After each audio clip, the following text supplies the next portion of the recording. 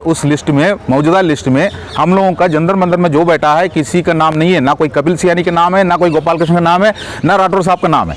जो कि आप पूर्व सैनिक है, ये क्या कम है? उसके लिए भी स्पेशल नहीं, ऐसा नहीं है। उसके लिए वही तरीका होता है आप लोगों ने जो बोला है। 15 दिन हो गए हैं, क्या स्थिति है अभी तक आंदोलन की? 112 दिन हुआ है, 15 नहीं हुआ, 112 दिन हुआ। 112। आज देखो पत्रकार ऐसे है जो आप कितना 6 पत्रकार लगे आज मेरे पीछे।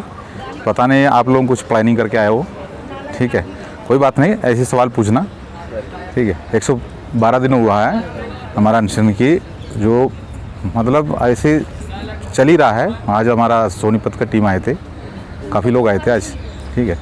हर रोज़ किसी ना किसी जगह से लोग आता है, अपना मंच संभाल रहा है और सरकार के पास इसका मैसेज पहुंच ही रहा है।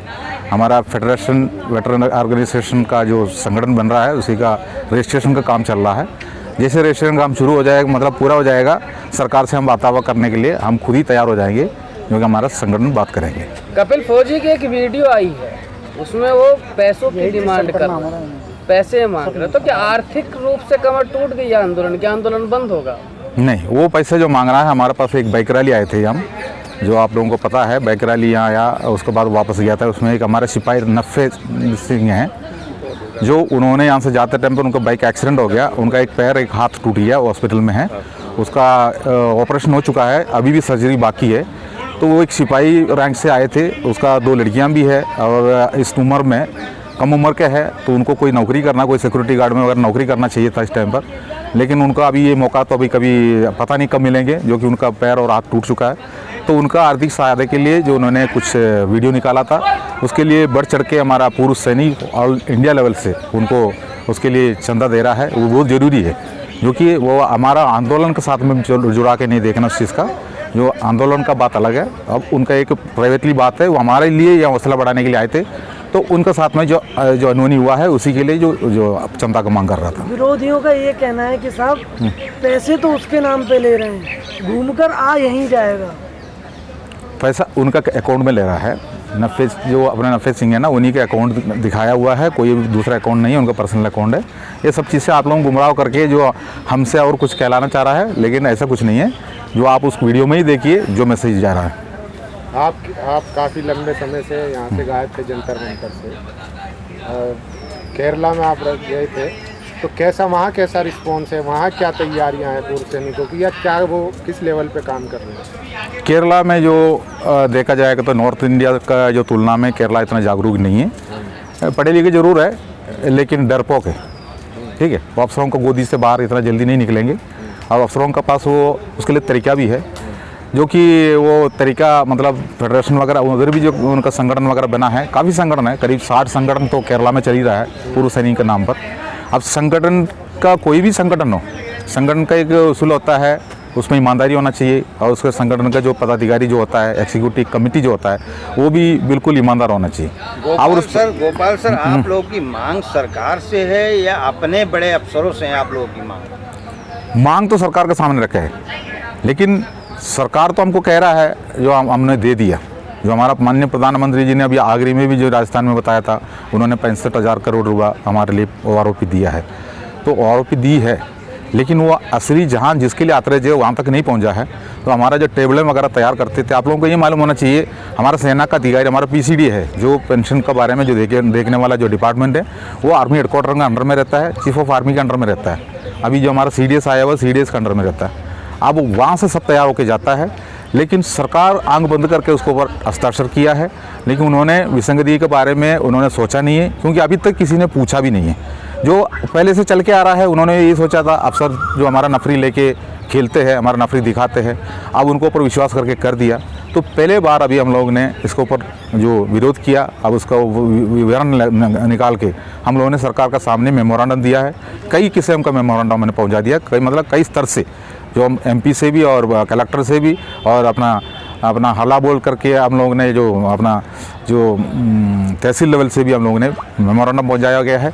लेकिन सरकार को समझा लेना चाहिए। इसके ऊपर क्या कमियां हुआ है सरकार को सोचना है। सरकार उसके ऊपर जो जांच बिठाने वाला काम हो वो भी बिठाना है। लेकिन हम लोगों ने जांच कमेटी में भी हम लोगों ने मांग किया हुआ है, उसमें रिटायर्ड जज की मांग है। नहीं, आप जब भी क्या नाम कोई क्वेश्चन उठाते हैं तो अपने अफसरों पे उठाते हैं, मोदी सरकार पे क्यों नहीं उठाते जिसको ये विसंगतियों को दूर करना है? सरकार ने हमको दी है, तो सरकार अगर दिया है करके बोल रहा है तो दिया है। तो दिया है तो आप लोगों के पास तो आए, हमारा पास क्यों नहीं आए, वही तो हम आपको बता रहा हूँ। बिना सरकार के थोड़ी ना रुक सकता। नहीं, पिछले सरकार का इसमें 75 साल से, पिछले 75 साल से आप लोगों को ये जानकारी होना चाहिए, हमारा कोई यूनियन नहीं होता है। जो हमारा सैनिक का, पूर्व सैनिकों का कोई यूनियन नहीं होता है। जो भी यूनियन हमारा जो मतलब अफसर के साथ में मिलकर हमारा जो संगठन रहता है, इंडियन एक्स सर्विसमैन लीग रहता है। इंडियन एक्स सर्विसमैन लीग के अंडर में जो स्टेट एक्स सर्विसमैन लीग रहता है और हमारा इंडियन एक्स सर्विसमैन मूवमेंट, जितना भी जो आपने देख रहा है, ये सब चीज़ उससे जुड़े रहता है। ये सब अफसर का संगठन होता है, अफसर इसको चलाता है और इसके अंदर नफरी पूरा हमारा पूर्व सैनिक जैसे जवान होता है और हम लोग उसको गोद में रहता है। वो जो भी बोलता है उसके ऊपर विश्वास करते थे। नहीं, मेरा कहने का मतलब यह है, आप लोगों का विरोध जो है सरकार से है या अपने अफसरों से? हमारा अफसरों से है सबसे ज़्यादा विरोध, जो कि उनका एक जिम्मेदारी बनता है हमारे को हक दिलाना। लेकिन उन्हें अभी जो 2023 में जो हमारा टेबल निकल के आया जब था, आप अफसरों को लेके नहीं चल रहे हैं, किसी राजनेता को अपने धरने प्रदर्शन में इजाज़त नहीं देते धरना प्रदर्शन वो करने के लिए, तो आप अपने अफसरों पे कैसे दोष मर सकते? हमारा पास अफसर भी आता है, राजनेता भी आता है हमारा धरने के साथ में मिलने के लिए।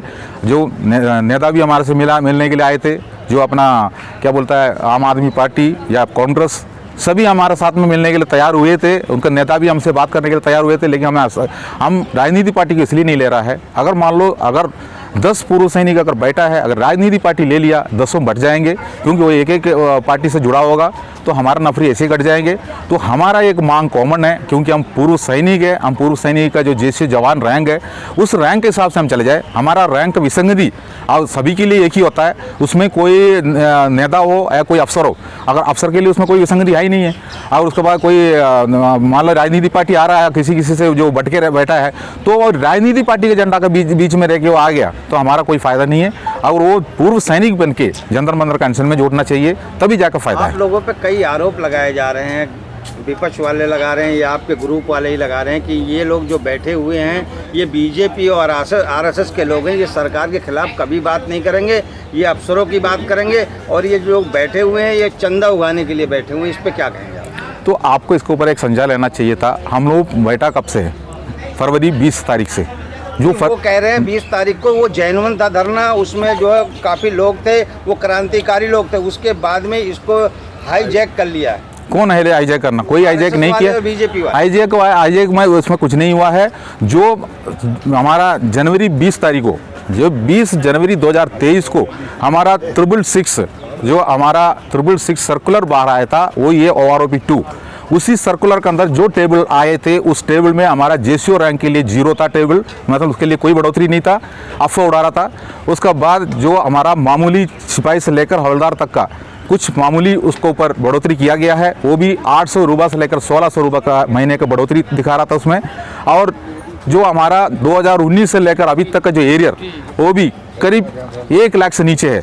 लेकिन जो 2014 से पहले और 2000 का बाद ऐसे 2 ईसा में लेकर आके हमारा प्रीमेच्योर रिटायरमेंट वाला एक टेबल लेकर आके दिखा दिया, और उसका बाद जो जेसीओ के लिए कुछ है ही नहीं करके बोल दी। अब ये सब चीज़ें सर्कुलर निकलने के बाद हमको पता चल रहा है, तो हम लोग ने सर्कुलर के ऊपर हम लोग ने सवाल उठाया। उसी का जो मैक्सिमम मिनिमम के बारे में हम लोगों ने RTA लगा के सरकार से पूछा, उन्होंने जवाब नहीं दिया। उनका कहना यही था ये पेमेंट से जुड़ा हुआ बात का हमने आपको RTA से जवाब नहीं दे सकता है। ऐसी स्थिति में हम लोगों ने ऐलान कर दिया, जो अनिश्चितकालीन हड़ताल हो गया वो शुरू हो गया। अब हम लोगों ने हमारा मेमोरेंडम को कई हिसाब से सरकार के पास जो भेजा गया है। अब पहले तो हमारा को अफसरों ने इस चीज़ का विवाद करते हुए हम लोगों को भगाने में लगे थे। अब हमारा अफसरों ने हमारा साथ में जुड़ के सरकार के पास जाने के लिए तैयार हो रहा है, लेकिन हम हमारा अफसर के साथ में जाने के लिए तैयार नहीं है। हम उनको मना किया है, आउट ऑफ बंड किया है। मैं ये कह रहा हूँ, आप लोग सरकार का विरोध क्यों नहीं करते? आपका हाईजैक हुआ है, यस या नो? बस सरकार का विरोध किस लिए करना है? आने वाला 2024 में आपको अपना पता चलेगा। सरकार अगर हमारा बात नहीं मानता है, आरोपी तो सरकार से लेना है। 112 दिन से आप लोग बैठे हो, तो 112 दिन, 112 दिन बाद भी सरकार को कितनी बार आवाज आपने लगाई? हर बार सुनिए, फिर भी न्याय नहीं मिल रहा। ये देखो, सवाल ये है आपसे, हमारा घर पे कुछ पूर्व सैनिक बैठा हुआ हमारा रैंक का, वो भी आप पे यही सवाल पूछता है 112 दिन से आप उधर बैठे हैं क्यों नहीं सुनते हो। हमारा ही जिसको हक चाहिए वो अपना घर पे बैठ के व्हाट्सएप में जो उन्होंने कमेंट्स लिख के पूछता है 112 दिन हो गया सरकार क्यों नहीं आ रहा आपके पास। लेकिन मैं उनको भी ये मैसेज देना चाहता हूँ, जो हम लोगों को देखो जंग जीतना है तो एक दिन के अंदर 2 दिन के अंदर ही होता है। ये 75 साल से बना हुआ एक बीमारी है, ये 75 साल से हमारे अफसरों ने नेतागिरी किया हुआ एक बीमारी है ये।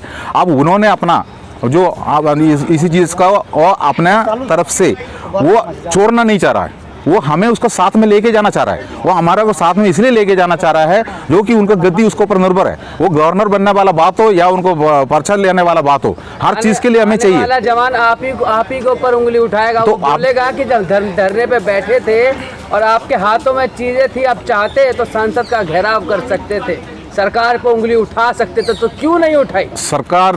देखो, जो पार्लियामेंट घेराव करने के लिए जो मांग जो हम लोगों ने अगर रख दी तो उसके लिए तैयार है। जो हमारा पूर्व सैनिक एक दिन का काम करने के लिए हमारा पूर्व सैनिक ऑल इंडिया लेवल से तैयार बैठा हुआ है। लेकिन ये जंतर मंतर के अंदर यहाँ का जो बात ऐसे है, इसके लिए जगह और उनका तैयारियां करना बहुत ज़रूरी होता है। जो अभी खड़क का धूप है, 112 दिनों में वो एक भी तैयारी आपकी पूरी नहीं हुई है? ऐसे नहीं है। देखो, जंतर मंतर के अंदर का जो अनशन के ऊपर अगर साथ देने वाला जो बात है, उसी के लिए हम लोगों को इसके जो कमेटी जो बना है, हम लोगों को कुछ सोच विचार करना पड़ता है। दूसरी बात है, हमारा एक फेडरेशन बना हुआ है, अभी फेडरेशन ऑफ वेटरन ऑर्गेनाइजेशन बना हुआ है।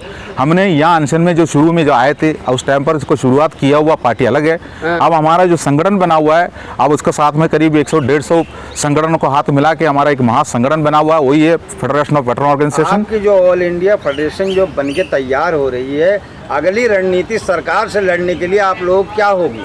जब उसका रजिस्ट्रेशन काम पूरा हो जाएंगे, वो सरकार से ये हो गया समझ लीजिए, होने के बाद सरकार के पास एक लेटर भेजेंगे, हमें वार्ता के लिए बुलाने के लिए बोलेंगे, संगठन का संज्ञाबल देखेंगे, अपना सरकार हमको वार्ता करने के लिए हमको मौका देंगे। अब हमें बुलाने के लिए अभी उनके पास कोई उनका लिस्ट में हमारा नाम नहीं है। जो सरकार का पास जो लिस्ट बना हुआ है, उस लिस्ट में, मौजूदा लिस्ट में हम लोगों का जंतर मंतर में जो बैठा है किसी का नाम नहीं है, ना कोई कपिल सियानी का नाम है, ना कोई गोपाल कृष्ण का नाम है, ना राठौर साहब का नाम है। जो कि पूर्व सैनिक है, ये क्या कम है? उसके लिए भी स्पेशल नहीं, ऐसे नहीं है। उसके लिए वही तरीका होता है, आप लोगों ने जो बोला है अल्लाह बोल, जो नहीं तो पार्लियामेंट घेराव करना या नहीं तो रेल रोकना, ये सब चीजें होता है। कब घेरोगे? लेकिन ये सब चीजें करने के पहले हमसे ये पूछेंगे ना, आप है कौन? तो हम लोग अपना संगठन बना दे, संगठन बनाने के बाद संज्ञा बल के हिसाब से संगठन बना के उनको दिखा दे, बातचीत करने के लिए हम उसको लेटर भेजे। अब उसके बाद उन्होंने अगर मान लो आप बातचीत के लिए आपको हम नहीं बुलाएंगे, उसको उन्होंने अगर फाइनल जवाब देता है तो फिर आगे का रणनीति देखना है। जो कि हम लोग कोई ऐसे राजनीति पार्टी नहीं है, हम लोग ये देश का जो सेवा करके आए हुआ है। आज देश का किसी ने आग लगा दे तो आग बुझाने वाले थे हम आग लगा नहीं सकता है, लगा हुआ आग को बुझा सकता है। तो हम लोगों को भी कुछ योगदान है जो अपना देश के साथ में। ऐसे नहीं है हम लोग अपना एक पर्सनल काम के पीछे आके हम कुछ भी नुकसान कर दे, आम जनता को परेशान कर दे। उसका तरीका है, उस तरीका के हिसाब से हम लोगों ने अपना जो रणनीति बनाया हुआ है, हमारा संगठन बना हुआ है। संगठन का आखिरी जो काम चल रहा है वही है उसका जो अपना रजिस्ट्रेशन काम जल्दी हो जाएंगे। उसके जल्दी होने के बाद सरकार के सामने हम लोग अपना मांग रखेंगे, हमें चर्चा के लिए बुलाए।